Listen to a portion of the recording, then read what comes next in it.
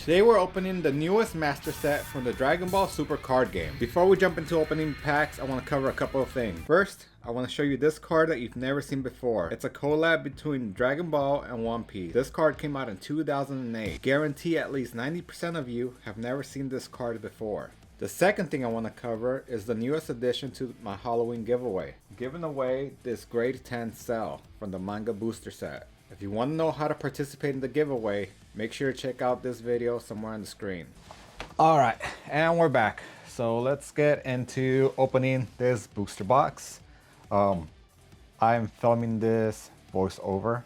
I opened the box yesterday, Sunday night, and I'm doing this voiceover recording on Monday, September 8th. And yeah, I got 3 screens here. 2 work ones, 1 for video editing, personal ones. But we have our little satanic raccoon here with us again today. I know that was a favorite one on the last video. And here's the energy maker that comes with each box. I do love these energy makers. I mean, each art is representing one of the earlier booster boxes from Dragon Ball Masters before the switch to Masters. But yeah, it's got like Galactic Battle, Cross Worlds, Colossal Warfare, Union Force. I got a few of the booster boxes here. I mean, here's Colossal Warfare. I'm not sure if it's too far too close. Got Galactic Battle 2, but this one about a month ago. Another box, I think it's really underpriced, especially given that it's the very first booster box that came out.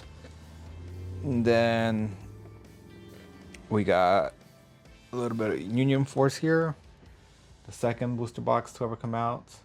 Again, very much think a lot of these are very undervalued at the moment, given that there's very limited supply out there.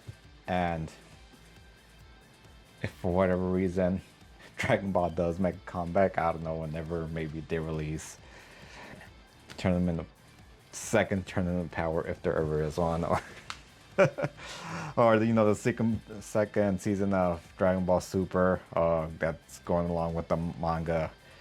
If y'all haven't read the manga, there's some crazy villains out there and great storylines that I'm not gonna spoil, but I mean, there's some drama up in there and some very, how would I say, a lot of the stories in the manga link to some of the older characters and Goku's past. It's pretty cool. If you haven't read the manga, I highly suggest you read it. But yep, and here we are in this pack. We got Vegito, Master Roshi, Scout of Destroyed, Bulma, God of Dreams, Zeno, Goku Rematch Start, Tien Han for the first rare there, and then boom, Vegito fighting Spirit Rush. I did pull a concept rare in this video, and I looked it up and didn't realize it's $100 card. Yeah, I'm looking at TCG Player right now, and not a lot of the secret rares are available online right now. The only one I see is the Beerus secret rare. Haven't seen the Super Saiyan 4 Mini Goku secret rare or the Vegeta one, which is kind of weird. You know, you think there'd be some supply of those, but you know, it just comes to show how hard it is to pull some of these cards. And then again, not a lot of people are opening these cards, so there's low demand and low availability. So mix the two of them together, then you get some of the current price points you see in some of the other cards where they're very easy. It's very easy for you to pick up a special rare or super rare for just a couple of dollars. But again, I'm not an economics master. I'm sure Bandai has some economists in their team that go into detail into how much of each card should be or how rare the pull rate should be in each card. No one in the big companies usually admits that they take into account the secondary market, but I'm pretty sure they do, right? No one wants their card game to go down to zero immediately after release. I think all the major card games, Magic, Pokemon, Bandai, they pay attention to the secondary market to see what drives demand, right? Because if cards are able to maintain their value over long term, that keeps people around and wanting to collect the newer sets for whenever their collectability goes up. Saying collectability because all of a sudden you say your investments, it gets people going, woo, they get PTSD from all the Pokemon hype going on right now. But the truth is that there's always going to be a money value in your collectibles. I get it. You love it. You don't care about the price. You have it stored in your closet drawer somewhere and you keep it there. Good on you, right? But money is part of this world. And a lot of people also collect because of potential value of cards. All right? I mean, for me, Pokemon, I like collecting it, but I'm a primary investor in Pokemon. I keep stuff sealed. But you're taking it out of circulation. I don't care. I like money. But with Dragon Ball, it's a bit different. I'm very attached to this anime. Been watching it ever since I was in kindergarten. And, I look at every artwork, especially that, like that concept where that I pulled. I'm not sure if it'll be on this pack here, but yeah, it takes you back to the very first time you saw those episodes.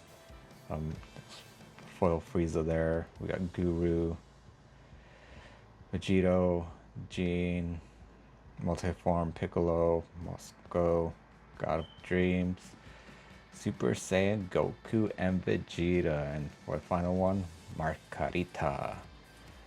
I've just realized that all the angels were named after alcoholic drinks or churns. Yeah, fun fact. I should probably put it somewhere here. The fun fact. That way y'all can read it. But I didn't realize that. But this was a super fun booster box to open. Not as much as the manga booster box. I think that one's just way too special, the art in this booster box, very vintage looking. Every card being foil. The fact that it's from Akira Toriyama's original artwork from Dragon Ball, Dragon Ball Z, and Dragon Ball. I don't think there's super cards in here. Regardless, makes it super special. Look at Goku there, man. You just can't beat that type of art. And for that reason, I bought a whole case of the manga booster set, but I'm not opening it all. That one I'm definitely keeping sealed. One, for my collection, and two, eventually I will sell a few of the other booster boxes. There it is. And bam. But it's crazy. I don't know how. There it is. Majin Buu versus Goku. That is $100 card right now if you look at TCG Player. It is a beautiful card. Write in the comments below if you know from what scene is that. What specific scene in Dragon Ball Z is that from? That was just a beautiful card. Oh. Lost track of what I was talking about, but yeah, it's crazy how Dragon Ball is releasing their sets right now. I get that Masters and Fusion World has their own player base, but I kind of feel that if you are a overall general collector in Dragon Ball, it makes it difficult 2 sets come out in the same month. You know, if you have a budget and you limit yourself to maybe, hey, 1 booster box a month, even that $120 is a lot for a lot of people. And being able needing to open up, keep up with the release of just general Dragon Ball Super cards, and then 2 weeks later you have Wish for Shenron coming out. I feel that's kind of hard on people's pockets, especially now, since the job market's not very well, and in terms of the economy here in the United States, there seems to be 2 groups of people. You have not the middle class, the higher earners in that middle class who earn well over 6 figures a year, who are thriving in this economy. They have their stocks, their 401ks going up. They have money on the side to put into collectibles. I'm part of that. I have a good paying job, so I'm able to invest time and money into the hobbies I enjoy.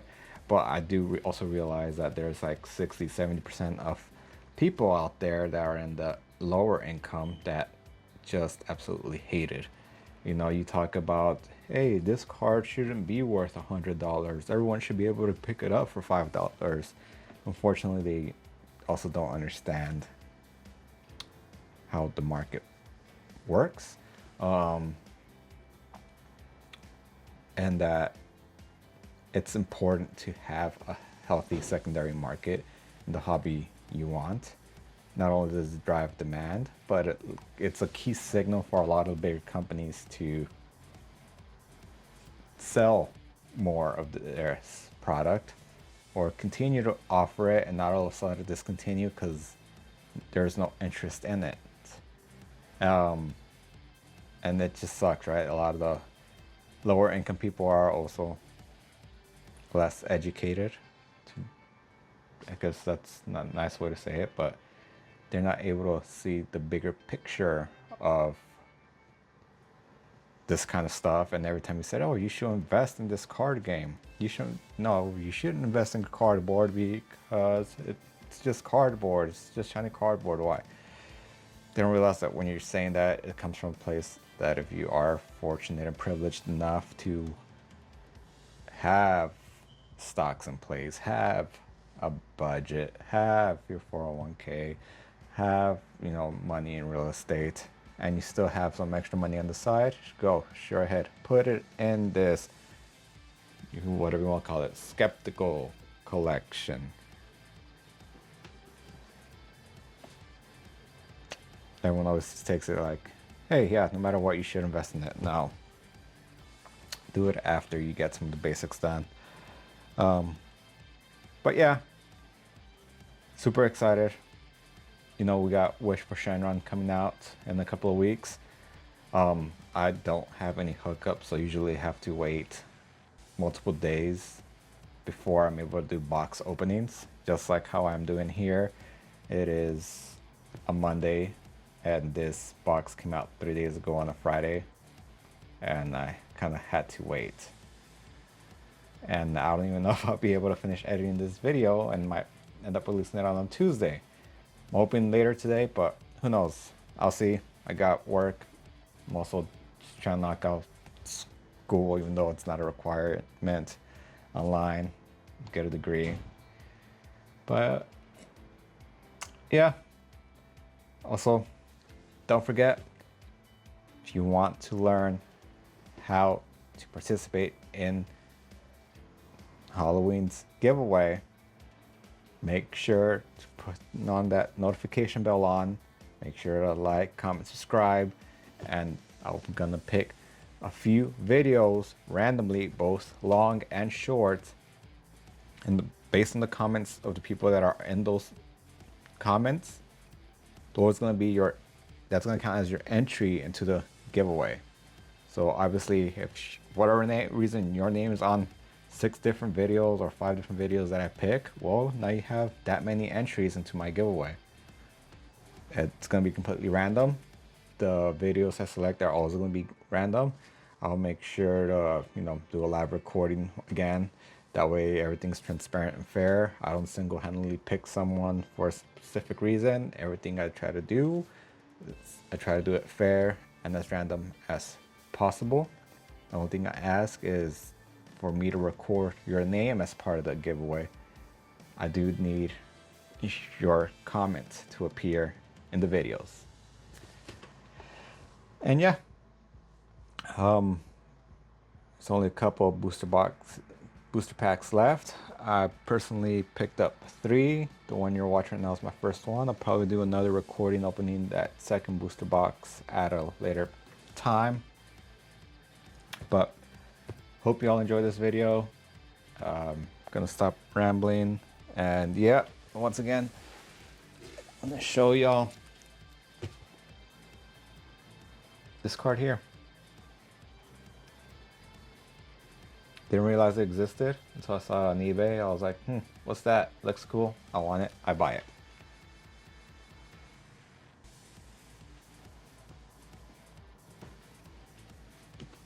Alright. Thank y'all for watching. I'll let y'all continue watching the video. Think it's still playing. Unless I edit it otherwise differently. Rock on.